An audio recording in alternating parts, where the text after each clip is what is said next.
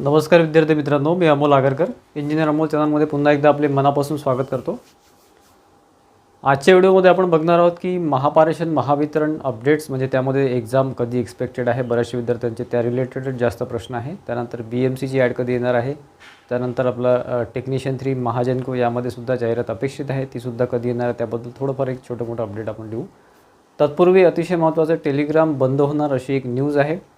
तर त्या अनुषंगाने किंवा त्या बेसिसवर त्या न्यूजच्या बेसिसवर म्हणजे बंद होईल नाही होईल ही नंतरची गोष्ट आहे, परंतु त्याला गृहीत धरून आपण एक व्हॉट्सॲप चॅनल सुरू केलेलं आहे इंजिनियर अमोल या नावाने। त्याची लिंक आहे ती आपल्या टेलिग्राम चॅनलच्या ग्रुपमध्ये आहे किंवा टेलिग्राम चॅनल जे आपलं आहे त्यामध्ये आपण ती लिंक दिलेली आहे किंवा ह्या व्हिडिओच्या डिस्क्रिप्शनमध्ये तुम्ही बघू शकता।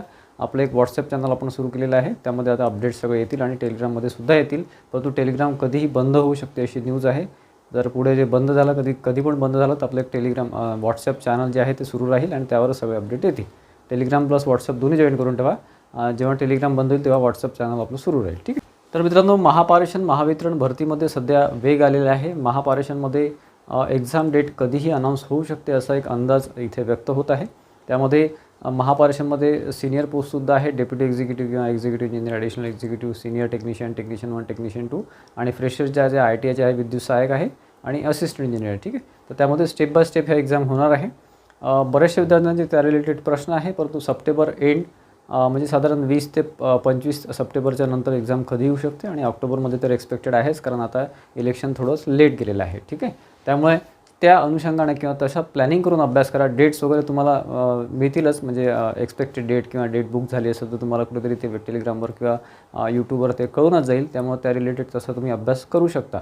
त्यामध्ये ज्या पोस्ट आहे त्या रिलेटेड तुम्ही जसं AE आणि बाकी इंजिनिअरिंग लेवलच्या तर त्या बाकी एक्सपिरियन्स लेवलवर आहे, परंतु AE आणि विद्युत सहाय्यक ह्या फ्रेशरसाठी आहे। त्या रिलेटेड तुमचा अभ्यास बऱ्यापैकी झाला असेल असं मी गृहीत धरतो आणि बाकी ऑब्जेक्टिव्हचे प्रॅक्टिस जास्तीत जास्त करा आणि जे महत्त्वाचे टॉपिक्स आहेत ते जास्त करा आणि बाकी जे इम्पॉर्टंट टॉपिक्स आहेत ते सुद्धा करून ठेवा, कारण पेपरचं पॅटर्न हे कसंही येऊ शकतं। आपण हे एक्सपेक्ट करू शकत नाही की आता असं काढला तर असं काढतील किंवा असं येईल तसं येईल।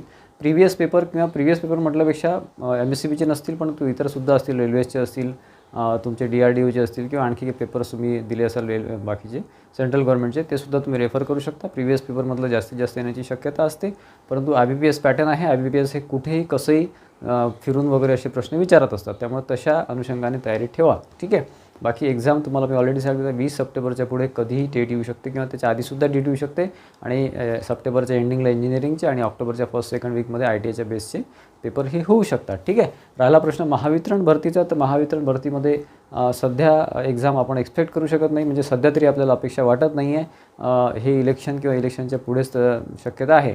ऑक्टोबरमध्ये थोडंफार चान्सेस आहे, परंतु महावितरण माझ्या मते तरी डिले होणार आहे, कारण की महावितरणपेक्षा महापारेषणची जी ॲड आहे ती जुनी आहे, त्याच्यामुळे महापारेषणची एक्झाम आधी होईल, महावितरणची त्यानंतर होईल। बऱ्याचशा विद्यार्थ्यांचे मी व्हिडिओमध्ये सांगितल्यावर त्याच व्हिडिओच्या खाली प्रश्न असतो की सर एक्झाम कधी होईल, तर व्हिडिओ नीट बघा मित्रांनो। व्हिडिओ जर तुम्ही व्यवस्थित बघितला तर सगळ्या प्रश्नांची उत्तर तुम्हाला मिळतीलच, ठीक आहे।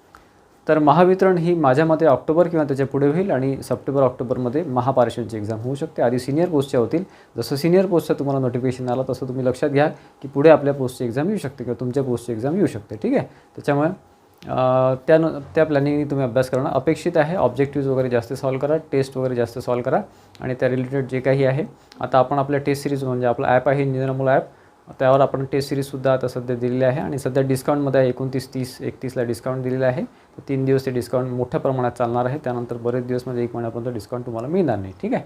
तर कोर्सेस आहे आणि टेस्ट सिरीज आहे ITI डिप्लोमाच्या, ITI डिप्लोमा आणि डिग्रीच्या इलेक्ट्रिकलच्या, ठीक आहे। इलेक्ट्रिकल वायर वन रिलेटेड, तर त्यात तुम्ही परचेस करू शकता, डिस्काउंट रेटमध्ये सध्या आहे। खाली डिस्क्रिप्शन बॉक्समध्ये लिंक आहे ॲपची, ठीक आहे।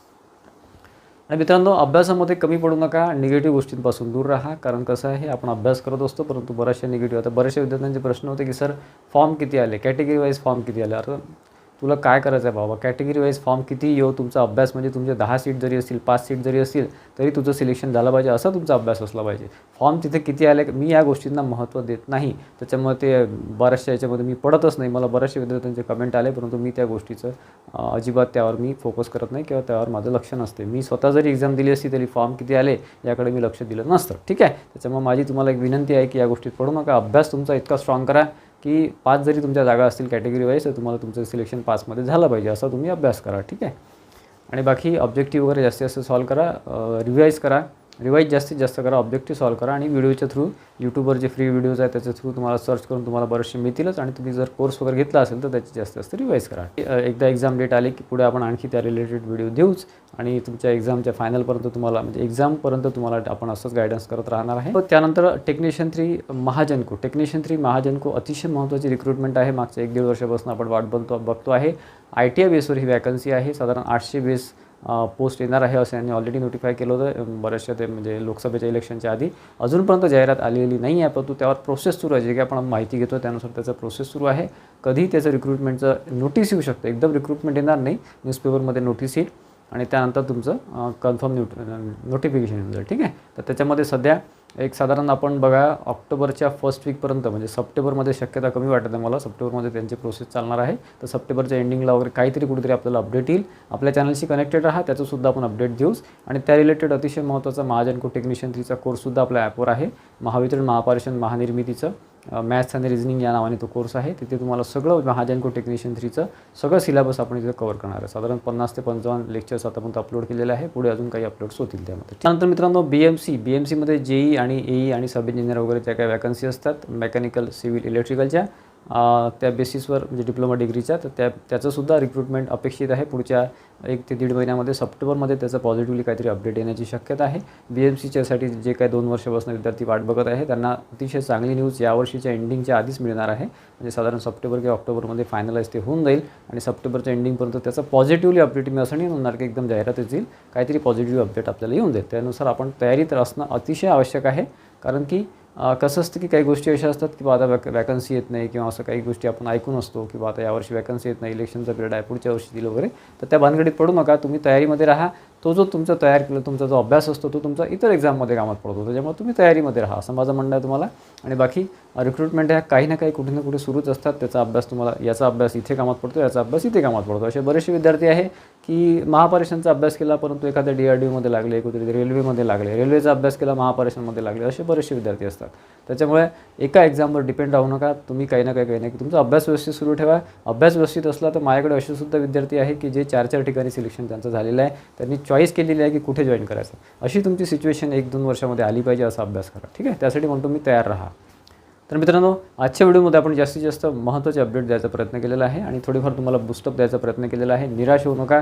पुढे 1-2 महिन्यामध्ये सगळ्या एक्झाम्स होणार आहे किंवा डिसेंबरपर्यंत आपल्या सगळ्या एक्झाम होऊन जातात आणि पुढच्या वर्षी तुमचं जॉईनिंगसुद्धा होईल. पगारसुद्धा अतिशय चांगले वाढलेले आहे. त्याच्यामुळे एक चांगलं मोटिवेशन तुम्हाला आता मिळालेलं असेल असं मी गृहीत धरतो, अशी मी आशा करतो. आणि पुढे ऑक्टोबरमध्ये आपलं महापारेषणची एक्झाम होईल आणि डिसेंबरपर्यंत महावितरणची सुद्धा एक्झाम होऊन जाईल. त्या रिलेटेड आपले व्हिडिओज किंवा आपले अपडेट्स असे सुरू राहणार आहे. आणि बाकी तुम्हाला जर या व्यतिरिक्त आणखी काही माहिती हवी असली तर मला व्हिडिओमध्ये कमेंट करा, कमेंट बॉक्समध्ये कमेंट करा, जेणेकरून मी त्यावर वेगळा व्हिडिओ घ्यायचा प्रयत्न करेल. आजचा व्हिडिओ आवडला असेल व्हिडिओला लाईक करा आणि जास्तीत जास्त विद्यार्थ्यांमध्ये शेअर करा, जेणेकरून त्यांनासुद्धा महत्त्वाचे अपडेट्स कळतील आणि ते सुद्धा बूस्टअप होऊन अभ्यासाला लागतील. आणि आपल्या चॅनलला सबस्क्राईब केलं नसेल इंजिनियर अमोल चॅनलला तर सबस्क्राईब करा. आणि आपलं व्हॉट्सअप चॅनल आहे इंजिनियर अमोल, यालासुद्धा सबस्क्राईब करा. ते आपलं टेलिग्राम जे आपलं चॅनल आहे इंजिनियर अमोल, त्यावर आपण त्याची लिंक दिलेली आहे. धन्यवाद मित्रांनो.